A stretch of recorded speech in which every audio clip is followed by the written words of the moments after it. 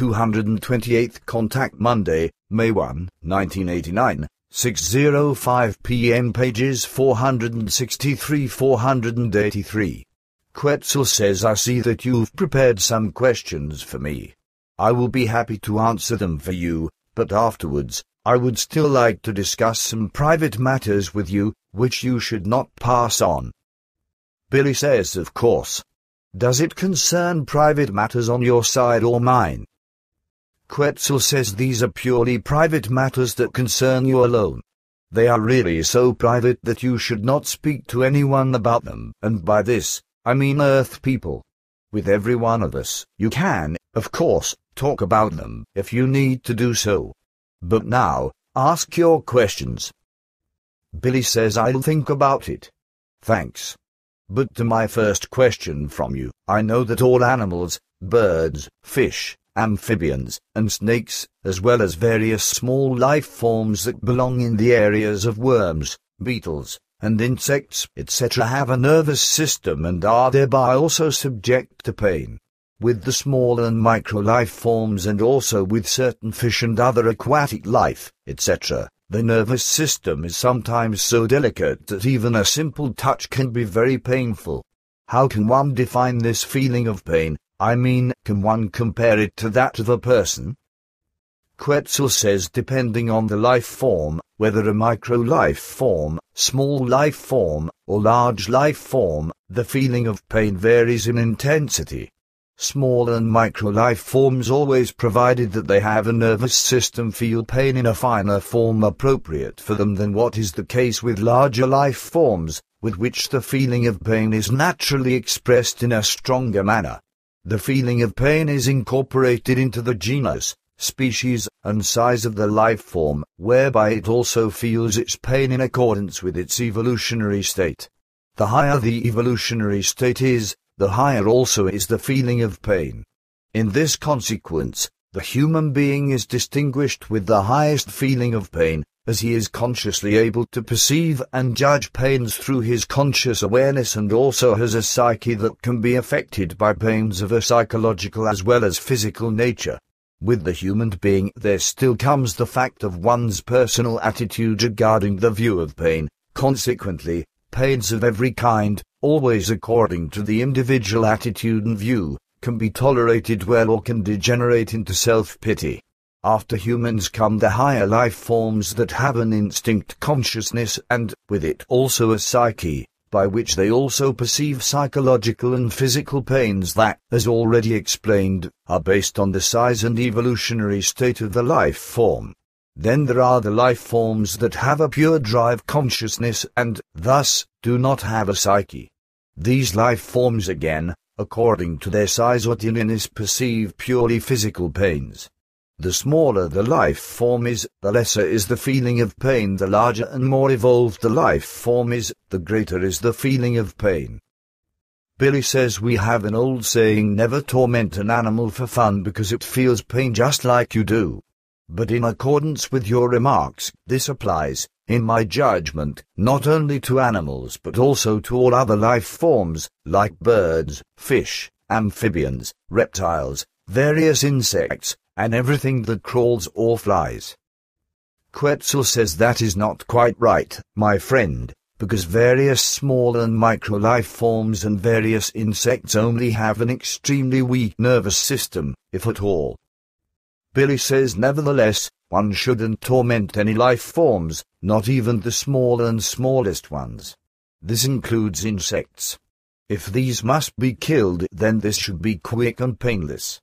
This would also have to apply to animals for slaughter, which are indescribably beaten during transports to the slaughterhouses and then still cruelly tormented, hit, wounded, and tortured in these. This, together with the fact that the poor creatures do, indeed, sense that they will be put to death. The cruelest and most primitive putting to death of the animals is probably the shafts, while for fish, the just as cruel rule prevails that they have to die after gasping for oxygen because they are simply thrown into the dry, or they are cut open while still alive. Lobsters and crabs are thrown alive into boiling water, small monkeys are stretched alive in special food tables in such a way that just their heads barely stick out of the center of the tables, whereby the diners then smash the skulls with several blows of small hammers to the fear-vexed primates, in order, then, to open them and eat the brains. Sharks are brutally thrown back into the sea once their dorsal fins have been cut off of their living bodies. Young seals are beaten to death with clubs for their skins. Whales are shot with harpoons equipped with detonators, whose charges then explode in the whales' bodies. Horses are beaten to death with hammers. Dogs and cats are hung alive by their necks and their bellies are cut open, and so on and so forth. In the whole universe, there is probably no other life form than the human being, who is so barbaric, unscrupulous, merciless, callous, murderous, and degenerate. Quetzel says with that, you, unfortunately, encounter the truth. Billy says unfortunately, yes. But another question, which was directed toward me and which I could not answer, it concerns the planet Neptune, or more precisely, its moons. To my knowledge, it is known to our astronomers that the planet has two moons on the one hand, Nereid, and on the other hand, Triton. On my great journey, when I, through Ptaah's kindness, was allowed to observe all solar planets and their moons at close range, it was explained to me that Triton is the coldest structure among all the planets and moons in the solar system. At a later time, Semjase took me back to the moon Triton, where I observed an interesting phenomenon, namely that, like out of volcanoes, some regular steam jets escaped from craters of the moon's surface and then evaporated at a higher altitude. Now, I no longer remember what Semjase explained regarding what it concerned with these steams. That's the one. On the other hand, I noticed that the planet Neptune doesn't only have two moons but rather several of these. If I remember correctly, I counted 8 larger ones, but in addition, still some smaller structures circled through the area. Quetzel says with the moons, it is its correctness. Consequently, there is nothing further to say to that. Concerning the steams, it is to be said that it concerns evaporating nitrogen ice, which freezes out during the winter time and then evaporates, after the Triton winter, through the irradiation of the sun again. Billy says, so the sun, with its radiation, still has a quite requisite strength even at this great distance. Neptune is, indeed, about 30 times as far from the sun as the Earth. Also, its equatorial diameter is about 4 times larger than the Earth's, so about 50,000 kilometers, and its mass is about 16 or 17 times that of the Earth. To my knowledge, it rotates on its own axis approximately every 16 hours. But still, to the planet Neptune itself I admired the large dark spot of a gigantic cyclone or even several of these, as this is likewise the case with Saturn. I also found the ring system of Neptune to be magnificent. My question, now, is whether you can tell me how big the cyclone storm zone on Neptune is. Quetzel says the Earth would just fit into the zone. Billy says, so the diameter is more than 12,000 kilometers. Quetzel says that is correct. Translators note the following portion was translated by Dyson Vin and Vivian Legg. Billy says good. Then the next question, do you actually know the connections as to why Ptaah and Semjase, as well as you, are the leading people in regards the mission that I have to fulfill? Quetzel says your question strikes me as strange. Billy says, and may I ask why, and will you answer my question now or not? Quetzel says, why do you ask?